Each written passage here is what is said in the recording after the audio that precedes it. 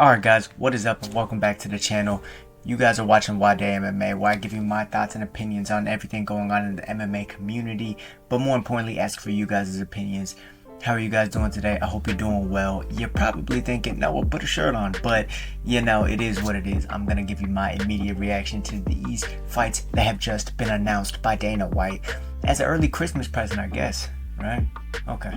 Merry Christmas, happy holidays, whatever you celebrate. Guys, like I said, today we're going to be talking about the fights that just got announced for UFC 298, UFC 299, UFC Mexico, and UFC Atlantic City. We're also going to be talking about big historic boxing matchups being made. Deontay Wilder and Anthony Joshua have two big fights and could possibly be fighting each other in 2024. So we're going to talk about all of that and more today on Nwadei MMA. So guys, be sure to give this video a thumbs up and leave your thoughts down below as we go along this video. And with that being said, let's go ahead and get right into it. We're going to be talking about the Day of Reckoning. Now, what is the Day of Reckoning? Well, according to longtime boxing reporter Dan Rafael, heavyweight boxing superstars Anthony Joshua and Deontay Wilder will fight at the blockbuster Day of Reckoning pay-per-view in Riyadh, Saudi Arabia this weekend, December 23rd. Massive, not just against each other. Joshua will headline the Mega DAZN streamed event opposite Otto Wallin, the guy who faced, for those of you who don't know, that's the guy who faced Tyson Fury and cut him open pretty bad, while Wilder will face the ever-dangerous knockout artist Joseph Parker in the co-headlining act. So that means Deontay Wilder and Anthony Joshua are on the same card, which lines them up perfectly. But if all goes well and both Joshua and Wilder come out on top, the two men will finally collide in the first quarter of 2024 after they've agreed on a two-fight deal for the upcoming year. Now this is massive news. We've been waiting for this fight forever, back when Deontay Wilder was WBC champ and Anthony Joshua had all the other belts. Tyson Fury was retired. This is the fight we wanted to see, right?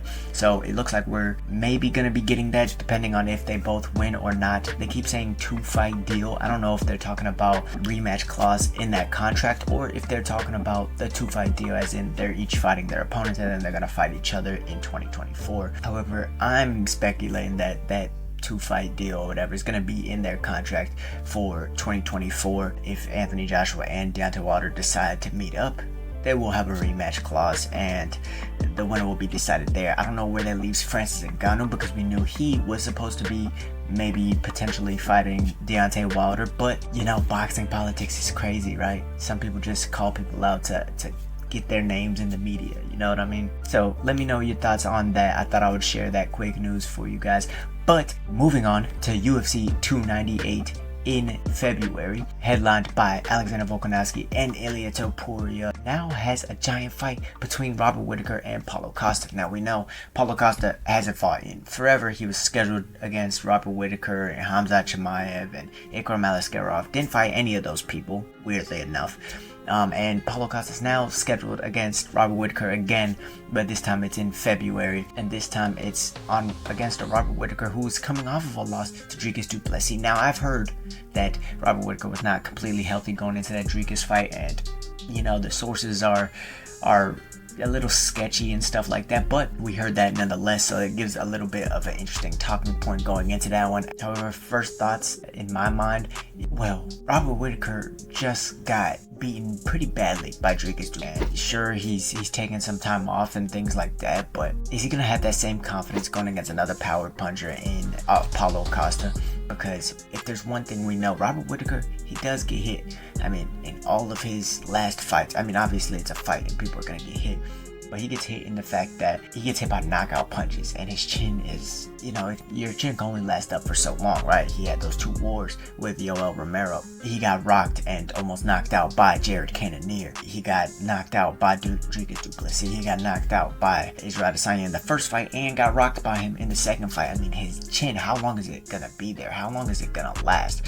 Now, he's dominated and terrorized the middleweight division forever, so we know his skills, of course, are nearly unmatched in that division, but going against a guy like Paulo Costa, who's had so much time off and so much time to get better and work on his things and pulling out of fights, and yeah, he had injuries or whatnot, but this is Paulo Costa. You know, to be honest, I might be leaning more towards Paulo Costa in that one for an early prediction. What do you guys think though? What are your thoughts on that matchup? Let me know in the comments down below, because guys, remember, my channel is worth nothing without you guys, right? However, also on that card for UFC 298, we have Ian Garry versus Jeff Neal.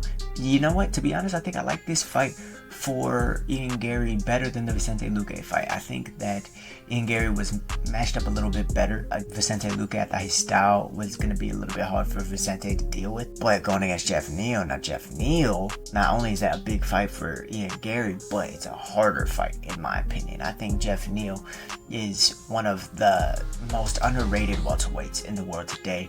I think that he doesn't telegraph anything. He has very underrated punching and speed, and I don't think that anyone's really gonna go for takedowns in this one, so it should be a barn burner of a fight. That's added on to the UFC 298 card, so along with Merab Dvalishvili and Henry Cejudo. So guys, that just makes UFC 298 even more exciting. Moving on to UFC Mexico, Brian Ortega versus Yair Rodriguez, two top featherweights clashing at the top of the featherweight division. This is going to be a 5-round co-main event now for a title, and that card is going to be headlined by Amir Albazi versus Brandon Moreno. So that fight night is panning out to be, god damn it, a barn burner, if I do say so myself. I mean, we had that whole first fight controversy with Yair Rodriguez throwing up that arm bar and Brian Ortega hurting his shoulder, and was it really a submission, was it not? Well, we're gonna see it again, and to be honest, Brian was getting touched early in that fight, but he shot some good takedowns. He got him, Yair, down to the ground. Now I think if that happens again, we might not get the same result with the submission that we got, right? But we know if Brian Ortega can't get that takedown against Yair Rodriguez, then Yair keeps piecing him up, and Brian Ortega can't get his head off the center line like he was having trouble with last time, then it can all go completely south. Now, I think this is going to be a war. I think it's going to be 5 rounds of chaos, to be honest. I think Yair's probably working a lot on his takedown defense and his wrestling defense. However, I think his style just enables him to get taken down a little bit more, just because of how kick heavy he is and how narrow his stance is. But this is gonna tell us if Brian Ortega's been working on the right things, right? Coming off that shoulder injury, I am so excited to watch this one. Next, for UFC Atlantic City, Daniel White mentioned Aaron Blanchfield versus Manon Fiorot, which is also a really good fight, and this kind of lets us know that Alexa Grasso might just be rematching Valentina Shevchenko. If Valentina can heal up quickly enough, I think they're gonna maybe have that rematch, and then the winner of that will fight the winner of Manon Fiorot versus Aaron Blanchfield. Because to be honest, Fiorot and Blanchfield are both very deserving of a title shot, and this is a true #1 contender fight for that division. To be honest, might be the first true #1 contender fight since Aaron Blanchfield versus Tyler Santos, ever, really. So to be honest, I think Aaron Blanchfield is a little bit more deserving than Manon Fiorot. It kind of sucks that she has to fight Manon Fiorot for another #1 contender fight, but what are your thoughts on that? Hopefully they both get paid, make it all worth it, right? However, moving forward to UFC 299, we already know about Sean O'Malley versus Chito Vera. That's a banger of a fight. On that card, we also have Curtis Blaydes versus Yailton Almeida, and I think that's one that's going to be going under the radar, but this is the toughest test for probably both of them in a while. I mean, Curtis Blaydes has fought the who's who, but for Yailton Almeida, yeah, he's now going against a wrestler. We're going to see how that plays out, right? We're going to see if he can take down this wrestler, or if he can outstrike Curtis Blaydes, whose striking has only been getting better, right? And then we have UFC 300. Now, the fights announced at UFC 300 are, of course, crazy fights and very entertaining. I mean, we have Aljamain Sterling going against Calvin Kattar at 145. That's an insane fight. And then we also have Jiri Prochazka versus Aleksander Rakic, which, to be honest, I think that Aleksander Rakic is finally getting his due, right? I think he's finally getting that #1 contender shot. I feel like the UFC was kind of stifling him for a little bit, or nobody really wanted to take the fight, but Aleksander Rakic is a motherfucker, man. He is a guy who can do everything very well. I mean, he has really good grappling. He has a high fight IQ to where he'll hold you against the cage if he doesn't feel like he can outstrike you or outgrapple you, and he's willing to beat you in any way possible, which sometimes makes his fights a little bit boring, but I feel like that's why the UFC's been holding him back. Jiri Prochazka wants to throw down for UFC 300, and so they're gonna give him this fight against Aleksander Rakic, in which I think, early predictions, early thoughts, let me know what you think about this in the comments down below. But I think Aleksander Rakic actually gets the better of Jiri. I think that he's more composed and calm. He, of course, has the pace, the power, the unorthodox nature, and he has good grappling as well. But man, you're going against a guy in Aleksander Rakic who really doesn't make many mistakes. So early thoughts on that. I'm taking Aleksander Rakic. What do you guys think? I'm taking the disciplined and composed fight IQ approach rather than the craziness and the aura of Yair Rodriguez. Then we have Bo Nickel versus Cody Brundage, also on that card, the return of Bo Nickel. Cody Brundage is a first round knockout artist, so that's all going to be very exciting. But I think the most interesting fight on this card right now is the Aljamain Sterling Calvin Kattar one, because man, Calvin Kattar has really good wrestling.